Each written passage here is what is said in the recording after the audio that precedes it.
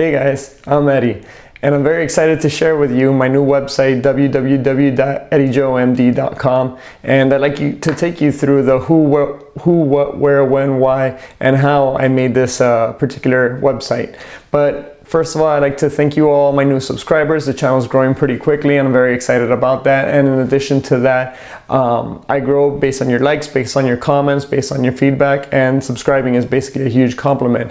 Giving me thumbs down without leaving me why you gave me a thumbs down just isn't a constructive criticism. It doesn't help in any way, shape, or form. So let's go ahead and get started. Let's start off with who. Well, first of all, I'm Eddie Joe. I'm an intensivist. I just recently finished my fellowship, and right now it's October 2017 in case you watch this in the future. Brand new grad out of fellowship, and I'm actually taking my boards tomorrow. To which you're asking yourself, sure, Eddie, shouldn't you be studying right now instead of making YouTube videos? Well, you're probably correct, but one of my best friends, when I started medical school and he was finishing law school, he goes to me, Eddie, if you have to study for your exam the day before the exam, you're doing something wrong. So tip of the hat to you, Jay, because that motto actually helped me get through all of medical school, residency, and all my board exams with a lot of peace, because basically the day before the exam, I just do stupid stuff like this. So that's kind of where I'm at. Am I nervous about taking my exam? Hell yeah, I'm nervous. I mean, it's a $2,200 exam. That's a lot of money to spend on an exam and then not pass it. It's just something that'll be kind of frustrating, but I feel prepared. I mean, I actually love this stuff, as hopefully I could show off to you all based on my content and my enthusiasm for critical care. So I think I should be all right. So that takes care of the who. Now let's talk about what. And what I'm here to share is www.eddyjoemd.com. Now, what do I intend to do with this particular website? Well, first of all, I have to trace it back to the origins. I'm actually getting a lot of this information from a website called criticalcarereviews.com that's run by this guy named Rob McSweeney, and I gotta really tip my hat to that guy, and you should definitely go check out his page before you check out my page any day, because like I said, his page is way better than mine. But what he compiles every week is a newsletter that I receive, and basically has tons of articles that were published that week. And a lot of them are very useful, some of them are esoteric, but nonetheless, they're great articles. So what I've actually done is kind of piggybacked on his idea, and the articles that I found most useful, most clinically relevant from his newsletter, I've gone ahead and put them on my site, and I've kind of put some blurbs about each one of those articles. I mean, it's not the most in-depth review of, randomized control trials and all that, but ultimately you as a student, because we're all lifelong students, need to take apart these articles ourselves and kind of get to the nitty-gritty and understand them and turn them into our practice. So that's kind of what my main platform is basically taking these articles and kind of digesting them a little bit for you. In addition to that, I have paid subscriptions for SCCM, and in turn I get, excuse me as I reach over here, I get the Critical Care Medicine Journal. I'm also a subscriber to CHEST. And then the cool thing about this day where we live is that there's so much free online access medication that you could just get. And there are a lot of open access journals that I get every week, the table of contents to, and I basically take that information and also digest it for you. So that's part of the whole gist of my website. In addition to that, there are a lot of clinical questions that I ask myself on a routine basis, and one of those was the other day. I had to place a arterial line in a patient, and basically they were on jet fuel, maxed out on levo, vaso, and epi, and when I went to go put in a radio A line, I mean, the RT had tried a couple times and he was unsuccessful threading it, and I said basically, of course, it's impossible because the patient was so vasoconstricted.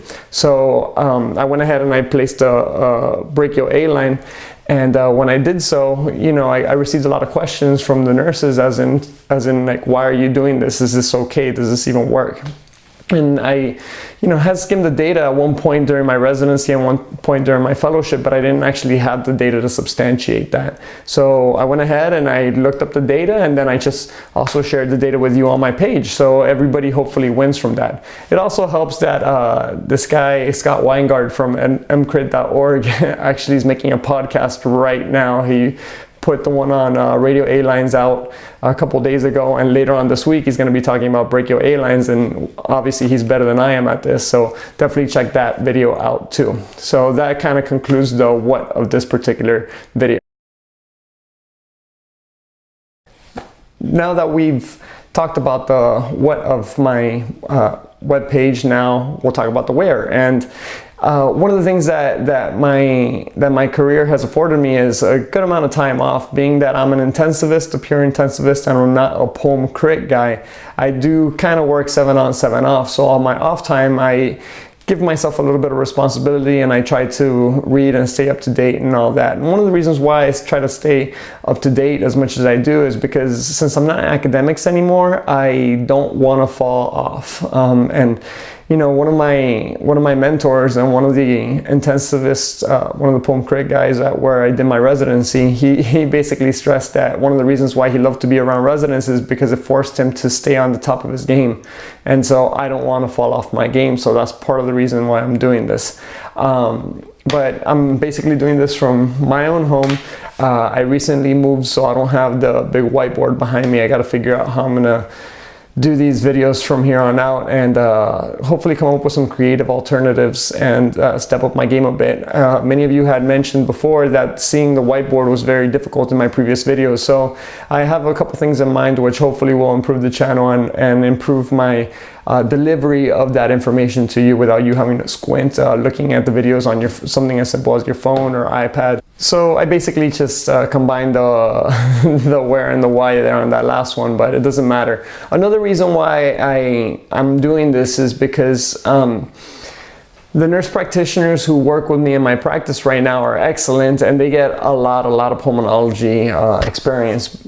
Sorry, as I tap the microphone, but they don't get a ton of critical care experience.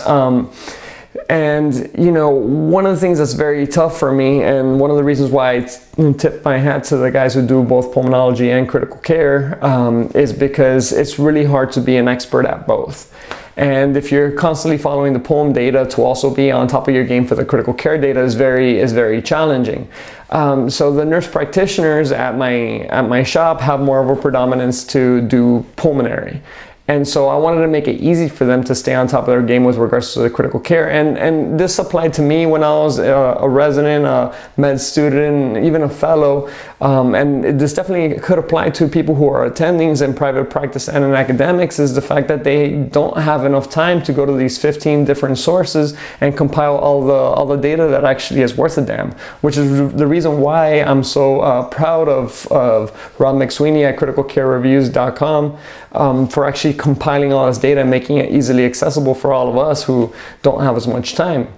So what I was doing is I was sending a weekly or so email to all my NPs that was called Journal Club-ish. The ish could have a couple different forms of interpretation, but it's up to you how you choose to view that. But ultimately, I started sending these out to my nurse practitioners, and then some of the nurses at the shop caught wind, and so then they wanted to get into the whole conversation a little bit. Anyway, so once the NP started getting in on it, the nurses started getting in on it, my partners started asking me for a copy of it. I just said, look, let's just consolidate this all, because the weekly email started getting a little bit too tricky. So let's just compile it all onto one website, and that's what I ended up doing. And I ended up creating the website, and here we are. So that's basically it, and I'll take you through a tour of the website in a few moments, and we'll see what's going on over there. And just in case you guys are wondering how I put this together, well, these particular videos, I'm filming right now on a GoPro Hero 3 Plus. I mean, there's a Hero 6 now that's out, but you know, this is what I have, and this is my technology. I'm on a little $9 tripod from the Amazon, which you can click on the link below and see where I got all this stuff and see how much it all costs. And I do all my editing on iMovie. That's the standard software that comes on a Mac, and that's what I use. So let's go through my website right now. All right, so we're looking at the screen right now, and this is basically my website as of October 17th. The last time I posted something was October 13th. And this is it. Funny thing is that you see eddyjoemd.com up here. It really should be www.eddyjoemd.com. If you just put in eddyjoemd.com, it won't work. But I've basically built this on a platform called Blogger. And I have my title and my name and whatnot. And if you want to follow me on Instagram, I'm on this name. If you want to follow me on Twitter, I'm on this name as well. So yeah, that's just who I am. And then to keep the lights turned on, I have a couple of affiliate links over here to some products that I actually like. I actually personally know Will Owens, who wrote both of these ventilator books, which are not without flaws, but they're excellent books. And I think that they're great for med students, residents, NPs, RNs, and PAs. Basically anybody who's trying to get better at their craft and want to know a little bit more about ventilators. Will writes in a way that's very easy to understand. So definitely click those links and pick up those books. I also don't want to recommend expensive stuff because even though I'm an attending now, I'm still relatively broke. Here's my journal club-ish, and sometimes I will put, you know, different versions on it. Like this is 4.1 because this is just one particular article that I got out of the circulation journal regarding cardiogenic shock. But scrolling on down, I have my article not my article, but basically my post regarding brachial artery catheterization with the data.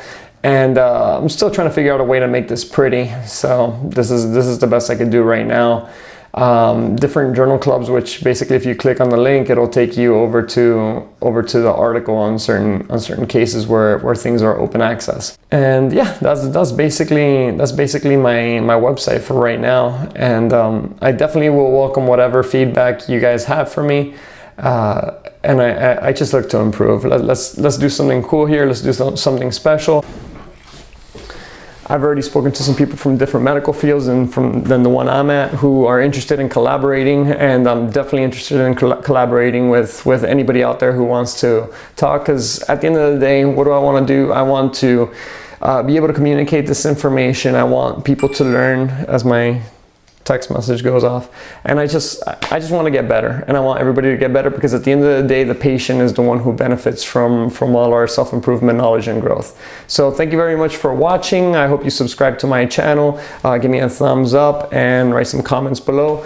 I really tried to write back to everybody who writes to me, so I look forward to hearing from you all, and thank you very much for accompanying me on this journey of self-improvement. Bye.